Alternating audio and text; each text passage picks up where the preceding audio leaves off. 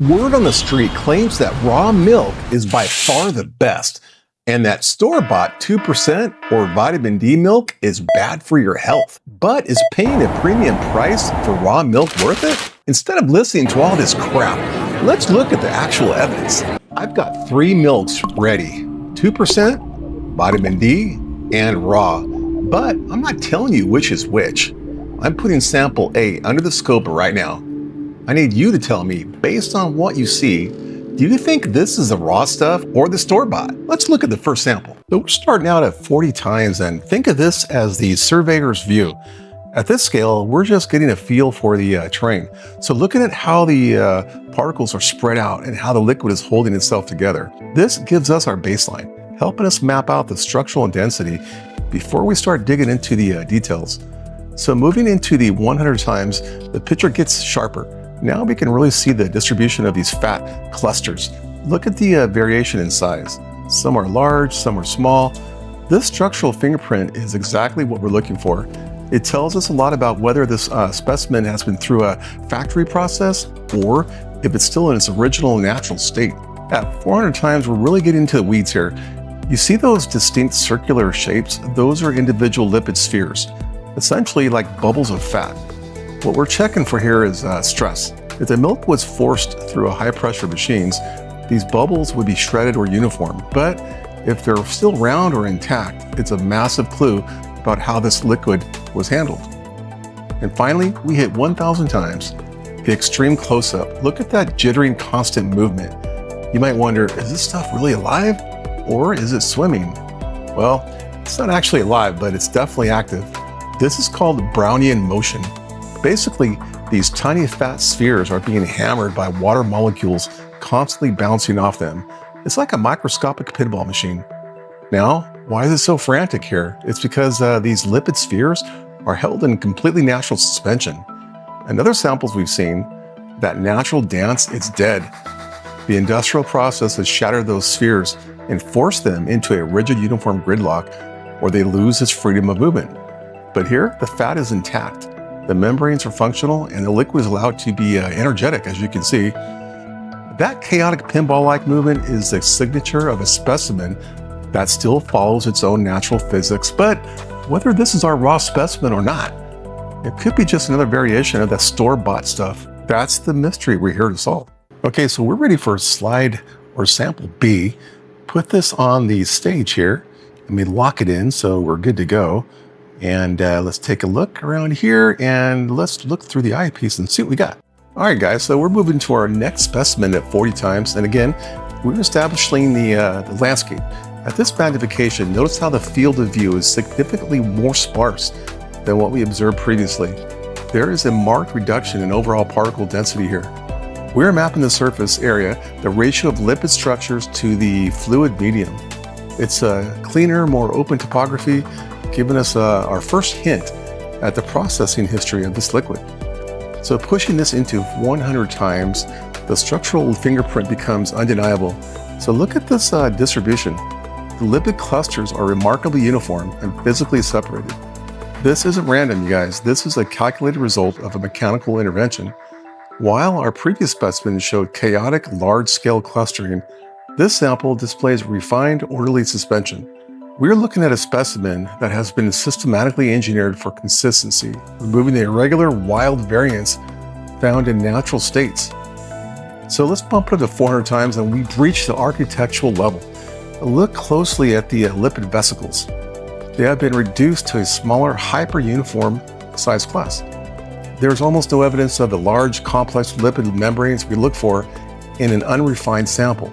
Instead, we see the results of a high-pressure homogenization. The fat globules have been sheared and shattered into a consistent, engineered size, ensuring they remain suspended indefinitely. The architecture here is purely functional.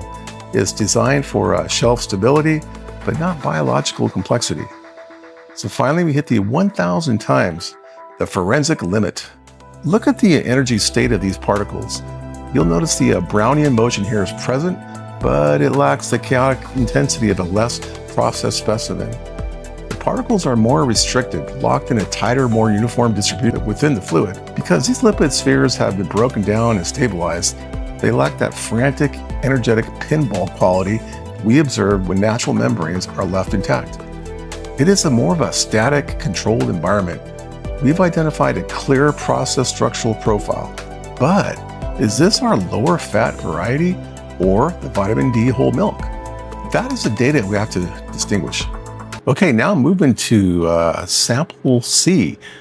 Lock it in there for you guys. Can you guess which one this is? Let's take a look. So we're moving into our third sample at 40 times, and right away, you can see it completely different from what we looked at so far. This one's incredibly dense, like a crowded room. There's almost no open space, just a wall of particles from top to bottom.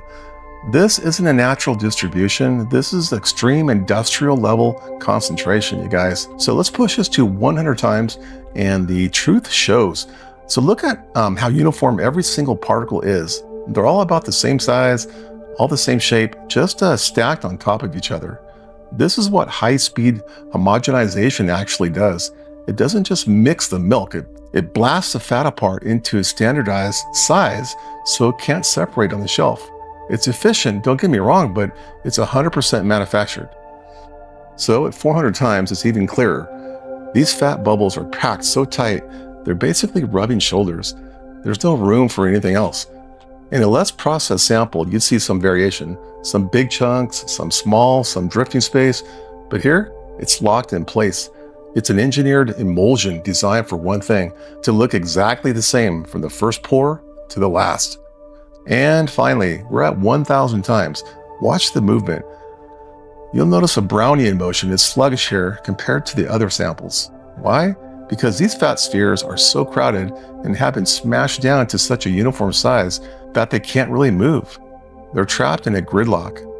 They've got the energy, but don't have the room to do what the natural free-flowing dance we've seen before. It's a completely stabilized, high-fat environment. We've checked all 3 samples now, you guys, and each one tells a totally different story. If you've been paying attention, you probably have a pretty good idea which one is which. Let's take a look. The audit is done. Let's look at the data. Sample A was the raw milk. That high-energy Brownian motion we saw 1,000 times is the signature of a natural, undisturbed suspension. The fat spheres are intact and biologically active. Samples B and C were processed. Homogenization shattered those natural fat membranes into a uniform engineered gridlock. So what does that actually mean for your body? Think of your digestive system as a machine. When it encounters the raw specimen, it recognizes the original natural structure.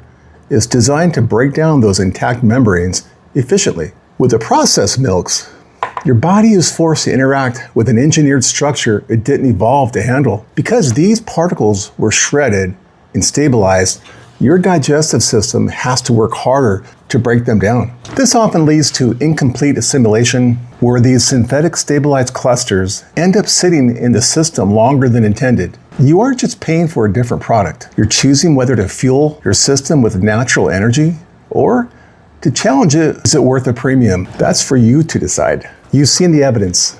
If you guys want more food truth, subscribe. And don't forget to check out this video to see if Arby's is real meat. That's a good one. Take care of yourself.